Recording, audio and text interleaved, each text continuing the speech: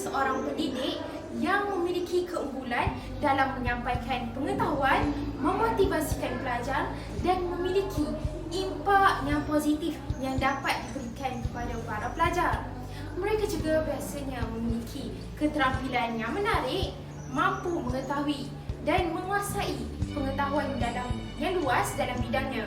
Jadi, tanpa melengahkan masa, ayo kita kenali Guru Cemerlang, Datuk Seri Minda Alias.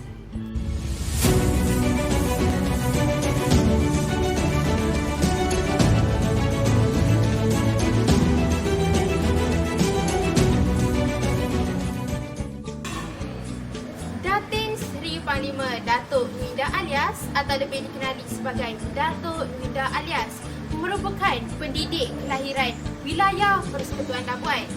Beliau lahir pada tanggal 8 Januari 1962. Beliau tidak hanya bergiat aktif dalam bidang pendidikan, tetapi beliau juga menceburi bidang sukan. Antara dua sukan yang beliau minati adalah sukan bola jaring dan hoki. Beliau pernah mewakili hoki di peringkat universiti semasa beliau melanjutkan pelajaran di Universiti Sains Malaysia, juga menjadi pemain hoki peringkat negeri Sabah dan peringkat kebangsaan. Seterusnya, ayo kita lihat latar belakang pendidikan Datuk Minda Alias.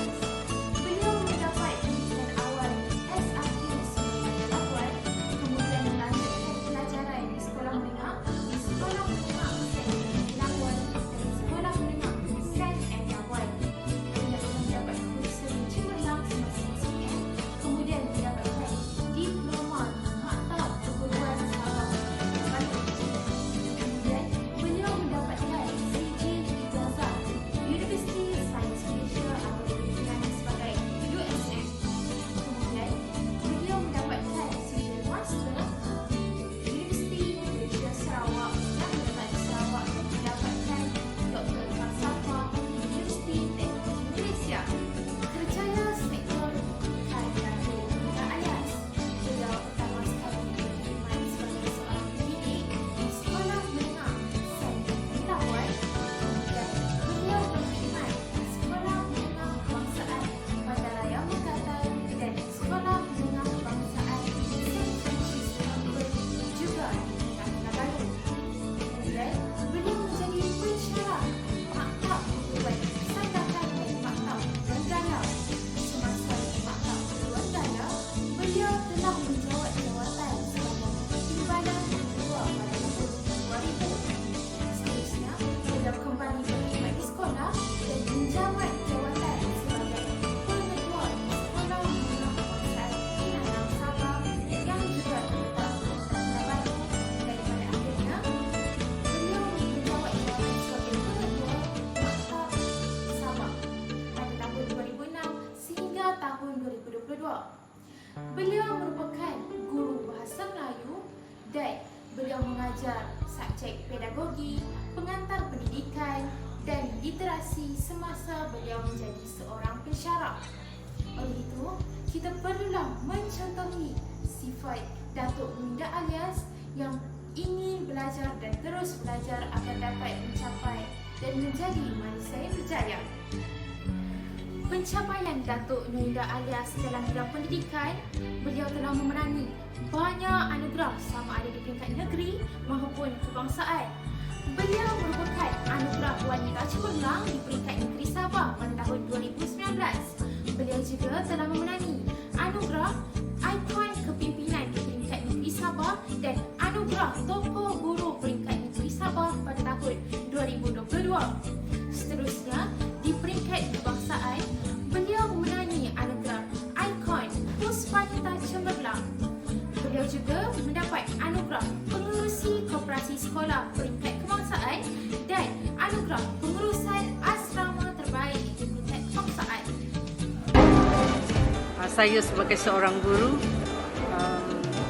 pengiktirafan yang cukup istimewa sepanjang karier saya sebagai seorang guru dan juga pemimpin sekolah. Syukur Alhamdulillah, dan saya harap anugerah seperti ini akan memberi motivasi kepada rakan-rakan saya yang lain yang masih lagi dalam perkhidmatan. Jadilah sebagai guru insani yang berjiwa mulia, berhati ikhlas, sanggup berjuang untuk mendidik anak bangsa kita.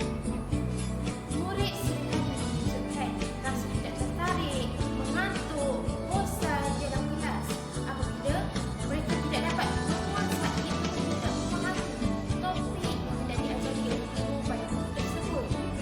Jadi, menurut pandangan Datuk Minda Alias, guru perlulah menguasai tajuk yang hendak diajari pada hari tersebut.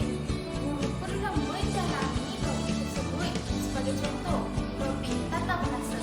Jadi apabila murid menanyakan soalan, guru dapat menjelaskan dengan lebih mendalam. Hal ini dapat menarik minat murid untuk sentiasa fokus dalam kelas. Selain itu, guru juga perlulah menjadi diri sendiri. Apabila guru menjadi diri sendiri, secara tidak langsung akan menjadikan seorang guru tersebut sentiasa ingin memberikan yang terbaik dalam kelas. Contohnya, guru tidak akan lokek untuk menyumbang duit, ilmu, tenaga tanpa mengira masa dan tenaga mereka apabila mereka sentiasa hendak memberikan yang terbaik untuk mendidik anak bangsa. Seterusnya, menurut Datuk Minda Alias, guru perlulah memiliki perwatakan yang menarik, ceria dan seterusnya dapat menarik minat murid untuk sentiasa fokus dalam kelas. Apabila guru tersebut memiliki perwatakan menarik, murid secara tidak langsung akan berasa teruja untuk datang dan hadir dalam kelas tersebut. Sebagai contoh, guru yang mempunyai jenaka yang menarik, seterusnya mempunyai sosok ibu yang penyayang, dapat menarik minat murid. Mereka akan berasa selamat dan tertarik untuk sentiasa dan tertunggu-tunggu untuk berada dalam kelas tersebut. Seterusnya, guru juga boleh menyelitkan jenaka agar dapat menghidupkan suasana kelas dan dapat melaksanakan agar murid dapat sentiasa fokus dalam kelas. Seterusnya, guru perlulah mencari tahu latar belakang murid. Hal ini kerana latar belakang murid adalah berbeza. Sekiranya guru mendapati bahawa murid tersebut selalu tertidur dalam kelas, guru tidak boleh cepat terlalu menghukum. Hal ini kerana mungkin ada murid yang menolong ibu-ibu bapa mereka di waktu pagi. Sebagai contoh, ada murid yang menolong ibunya menjual kuih di waktu pagi. Jadi, apabila beliau datang ke sekolah, dia akan merasa penat. Dia akan tertidur dalam kelas. Jadi, sebagai guru yang baik, kita tidak bolehlah cepat menghukum. Kita perlulah mencari tahu latar belakang dan mencari solusi bagaimana kita menolong murid tersebut agar tertarik untuk berada dalam kelas. Mainkan komunikasi kolaboratif, kritis, kreativiti dan penerapan nilai dan menghasilkan fahaman murid yang lebih luas dalam muzik. Kerana melalui audio yang mereka untuk melakukan pergerakan pada akhir pembelajaran, murid bukan sahaja dapat mencipta persembahan yang mantap hasil daripada kreativiti yang mereka telah cipta, tetapi murid dapat memahami apa yang telah saya sampaikan daripada mula hingga akhir kelas. Ku rasa sekarang kau masih menyingkirkan tentang dia. Rekan saya yang berada di wilayah Tambak. Rekan saya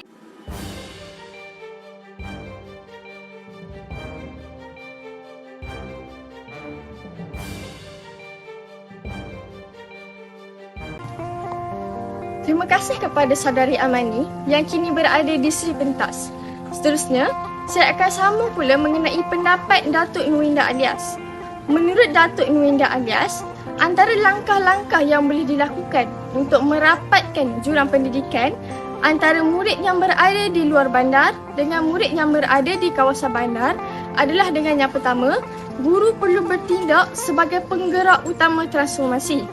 Di sini, peranan guru adalah guru perlu menyampaikan dan menyebarkan ilmu-ilmu dan informatif yang berguna dan bermanfaat serta tepat kepada murid-murid ini. Hal ini kerana murid-murid yang lazimnya berada di kawasan luar bandar ini sukar untuk mendapat akses dan jaringan internet.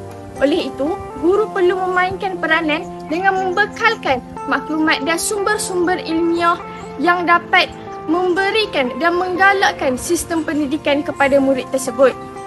Seterusnya, melalui aspek ini juga, guru perlu juga boleh menjalinkan kolaborasi dengan pihak-pihak luar untuk mendapat bekalan buku-buku rujukan serta buku-buku latihan untuk dibekalkan kepada murid-murid yang berada di luar bandar ini. Hal ini kerana murid-murid yang berada dan bersekolah di kawasan luar bandar ini berbeza dengan murid yang berada di kawasan bandar. Kerana murid-murid yang berada di kawasan bandar ini, mereka dengan mudahnya boleh mengakses maklumat berbanding dengan murid yang berada di kawasan luar bandar ini. Seterusnya, menurut Datuk Nurinda Alias lagi, langkah yang boleh dilakukan untuk merapatkan jurang pendidikan adalah dengan sikap guru itu sendiri, iaitu guru perlu kreatif. Tujuannya adalah untuk menarik minat murid di kawasan luar bandar ini untuk menuntut ilmu dan meniba ilmu di persekolahan. Hal ini kerana kita sedia tahu bahawa lazimnya murid-murid yang berada di kawasan luar bandar ini kurang gemar untuk hadir ke sekolah, mungkin kerana atas faktor dan halangan tertentu yang menghalang mereka untuk menuntut ilmu. Contohnya faktor perjalanan yang jauh dan juga faktor kekurangan pendapatan itu sendiri. Seterusnya, guru juga tak boleh menjadikan alasan kekurangan infrastruktur dan kemudahan sebagai halangan dan tembok penghalang untuk guru ini menyediakan sesi pengajaran dan pembelajaran yang menarik kepada murid. Walaupun sistem pendidikan di luar bandar ini kurang kemudahan, contohnya kurang kemudahan LCD, namun ini bukan halangan dan ini bukan alasan kepada guru itu sendiri. Guru itu sendiri mungkin boleh menyediakan alternatif dan inisiatif-inisiatif yang lain. Contohnya, guru boleh menyediakan bahan bantu mengajar daripada persekitaran semula jadi. Contohnya menyediakan bahan bantu mengajar daripada pokok-pokok itu sendiri dan daripada daun. Tujuannya untuk meningkatkan dan untuk menarik murid ini untuk belajar dan untuk mewujudkan suasana fun learning semasa proses pengajaran dan pembelajaran di dalam kelas.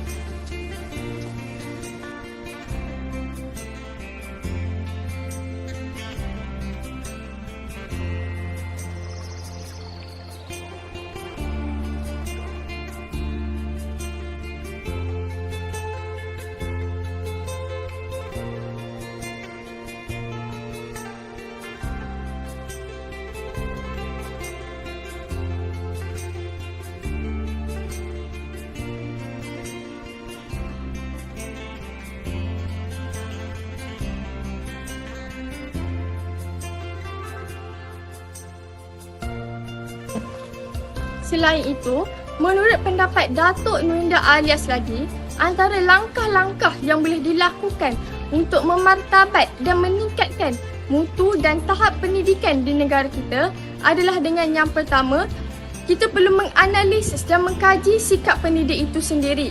Contohnya, jika pendidik ataupun guru itu sendiri culas, malas dan sering leka semasa proses pengajaran dan pembelajaran, bagaimana kita ingin memartabatkan dan bagaimana kita ingin mendidik murid-murid ini untuk menjadi insan yang berguna yang dapat memberikan manfaat dan sumbangan yang besar terhadap sistem pendidikan negara kita.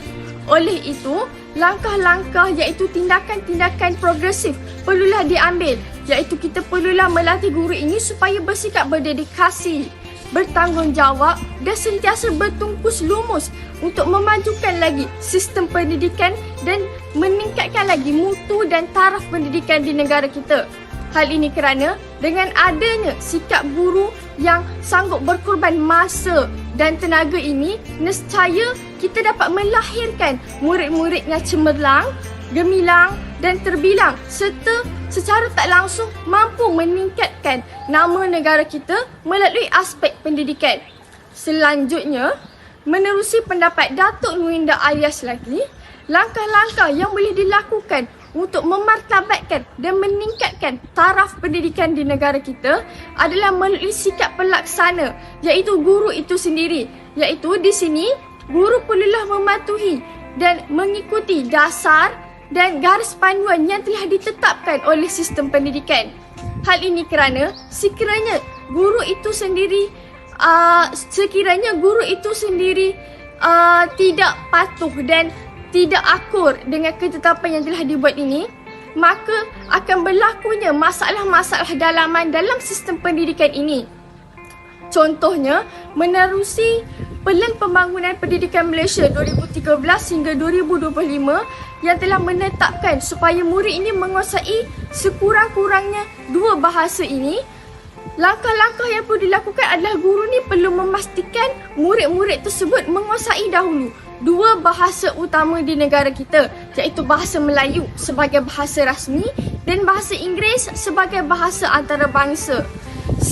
Hal ini kerana sekiranya murid itu sendiri tidak menguasai 2 bahasa asas ini, bagaimana cadangan dan usaha-usaha kerajaan ini untuk melahirkan murid-murid dengan kemahiran 2 bahasa ini dapat diterapkan. Oleh itu, guru ini perlu mentafsir dan menganalisis dahulu kelemahan serta kelebihan guru-guru itu sendiri untuk meningkatkan lagi taraf dan tahap sistem pendidikan di negara kita. Oleh seterusnya, kita akan beralih kepada rakan seri pentas saya yang kini berada di Kota Kinabalu, Sabah. Assalamualaikum warahmatullahi wabarakatuh. Terima kasih kepada kawan saya yang kini berlintas langsung di Labuan.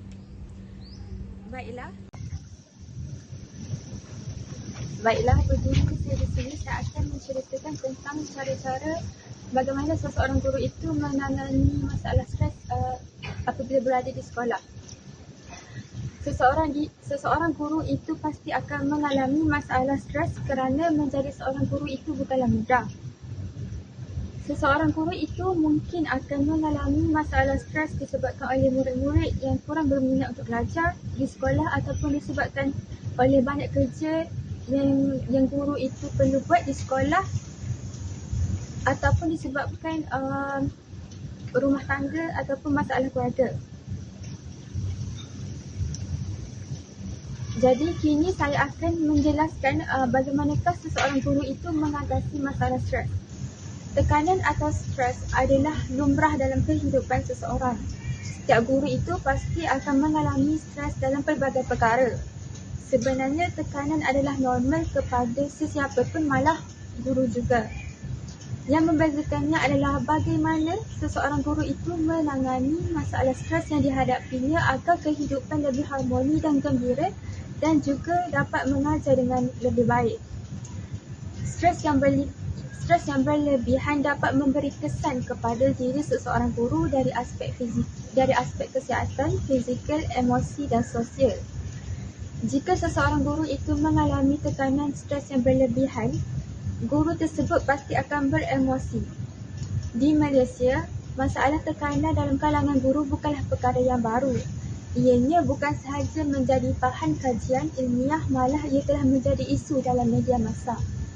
Untuk mengatasi masalah stres dalam kalangan guru, seseorang guru itu patut mengekalkan cara hidup yang sihat dan seimbang. Contohnya, seseorang guru itu perlulah bersenam, makan makanan yang sihat, mempunyai tidur yang cukup dan tidak minum air beralkohol. Kerana badan yang sihat dapat meningkatkan prestasi kerja untuk guru itu mengajar di sekolah. Untuk memperoleh cara hidup yang seimbang, seseorang guru perlu meluangkan masa dengan melakukan hobi dan atau aktiviti reaksi. Dengan membuat demikian, mereka dapat mengalih fikiran mereka terhadap kerisauan dan kebimbangan mengenai tugas serta mendapat persepsi baru untuk menyelesaikan sebarang masalah yang dihadapi. Selain itu, guru juga perlu pandai mengawal emosi. Jika seseorang guru itu sedang menghadapi stres dan murid-muridnya membuat masalah, maka guru tersebut perlulah mengawal emosinya dan tidak boleh sesuka hati marah kepada murid-muridnya. Sebaliknya, seseorang guru itu perlulah mengawal emosinya dan memberi nasihat dan teguran. Selain itu, seseorang guru itu haruslah berfikiran positif. Seseorang guru itu mesti mempunyai fikiran yang positif dalam semua yang dilakukannya kerana ianya boleh menjadi contoh kepada pelajar. JPN, kita ada PPD, dan kemudiannya setiap daripada item-item tersebut tadi tu nak mahu untuk memantau. Jadi JPN dia nak pantau PPD nak pantau sekolah-sekolah, nak pantau guru. Jadi ini yang menyebabkan tekanan-tekanan terhadap guru tersebutlah. Dalam masa yang sama, adakah guru mendapat sistem sokongan ataupun support sistem yang sepatutnya? Adakah mereka diberikan bahan-bahan pengajaran? Adakah mereka kena beli sendiri kertas untuk bagi latihan kepada murid-murid? Adakah mereka terpaksa fotostat di luar? Adakah mereka dapat laptop? Ataupun adakah mereka dibekalkan dengan talian internet yang sepatutnya? Jadi semua ini sebenarnya memberi kesan kepada emosi guru tersebutlah. Kita tak pernah dengar lagi sama ada doktor ataupun engineer ataupun accountant yang terpaksa guna laptop sendiri, terpaksa guna bahan sendiri. Tapi ini berlaku dalam sistem pendidikan kita. Dan juga kita juga kena faham bahawa guru sebagai seorang yang penjawat awam yang hanya menurut perintah ini, mereka absorb ke semua tekanan-tekanan ini, dan ultimate-nya, hujungnya ketika pandemik berlaku, mereka dipaksa untuk mengajar dalam talian ketika tak ada laptop, ketika tidak diberikan laptop kepada mereka, dan juga ketika mereka tidak diberikan orang kata akses internet. Ada guru-guru yang memang tak ada internet di rumah, jadi terpaksa mencari cara macam mana mereka nak. Dan juga kemahiran sebenarnya yang paling penting. Memang ada cikgu-cikgu yang dah 20 tahun, yang dah 30 tahun, yang tak biasa dengan komputer, tak biasa dengan sistem orang kata zaman baru ini, dan juga mereka terpaksa absorb ke semua tekanan ini dalam keadaan tidak wujud support system untuk mereka. Jadi saya fikir ini sebenarnya satu kerugian besar buat kita, kerana kita kehilangan bukan sahaja guru-guru yang berpengalaman, tapi kalau kita ikut trend ni, semua guru-guru ni dia nak bersara awal ni adalah guru yang telah mengajar 20 ke 30 tahun. Negara, sebenarnya kerajaan dah melabur kepada mereka ni, bagi gaji 10 tahun, 20 tahun, tapi akhirnya mereka buat keputusan untuk bersara lebih awal. Dan akhirnya saya fikir yang menjadi mangsa dalam situasi ini adalah anak-anak kita lah, yang sepatutnya dibekalkan dengan guru-guru berpengalaman yang tahu ilmu dan juga tahu orang kata struktur sistem pendidikan itu, tetapi akhirnya mereka terpaksa berhenti oleh kerana tidak wujud support sistem yang sesuai untuk mereka. Dilaporkan 648 guru. Baiklah, yang pertama, jika ingin menjadi seorang tokoh guru yang cemerlang, seseorang guru itu perlulah dapat menguasai 3 perkara asas, iaitu pedagogi, kurikulum dan pentaksiran bagi mata pelajaran kepakarannya. Selain itu, guru mestilah pakar dalam kemahiran belajar dan kemahiran mengajar. Guru tersebut perlulah mempunyai sifat multitasking, iaitu serba boleh. Guru itu boleh buat semua perkara dengan baik, berkesan dan dengan jayanya. Contohnya, jika ada program atau membuat sesuatu kerja yang diberi oleh pengetua, guru tersebut mampu melakukannya. Selain itu, guru tersebut haruslah tidak mempunyai perasaan takut untuk mencuba perkara yang baru yang tidak biasa dilakukan. Jadi oleh itu guru-guru lain akan terpegun dan disanjung tinggi oleh guru-guru lain dan masyarakat. Jika ingin menjadi seorang guru yang cemerlang, seseorang guru itu perlulah memasuki banyak program yang diadakan di sekolah. Oleh itu, banyak inisiatif yang boleh dilakukan supaya dapat menjadi seorang tokoh guru yang cemerlang.